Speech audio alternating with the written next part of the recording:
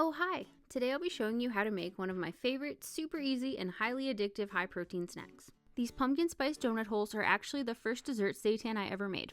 Yes, you heard that right.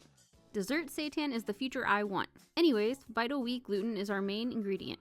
It's ridiculously cheap. The bag I'm showing is 55 grams of protein per dollar. Compare that to most vegan protein powders, which are between 10 to 15 grams per dollar. If you've eaten or cooked with seitan before, I'm sure your biggest concern right now is the texture. These are chewy and airy, but not rubbery at all. The outside texture has a really nice crunch because of the sugary coating. A word of caution when using Vital Wheat Gluten. It's a super dense powder, so I highly recommend you weigh it because it's easy to add more than you think. This was a quarter cup, which should have weighed 30 grams for reference. Part of what makes this recipe so magical is how puffy the balls get, and that is because of the apple cider vinegar and baking powder. When combined in baking, a chemical reaction occurs which produces carbon dioxide gas, making these expand. A lot. And that brings us to why I use a copper crisping tray. I actually destroyed not one, but 2 air fryers the first time I made these because I made the balls too big.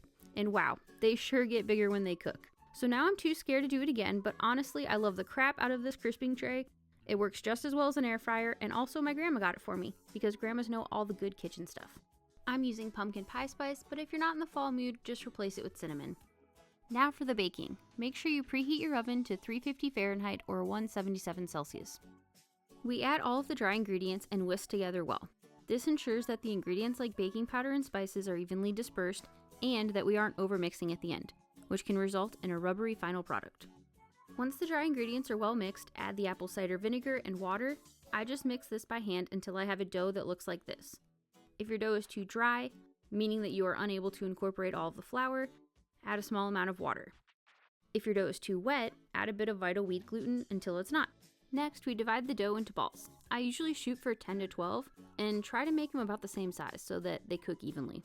Reminder that if you are using an air fryer, don't make a huge ball because you will have regrets. If you're enjoying this video and would like to see more like it, like and subscribe.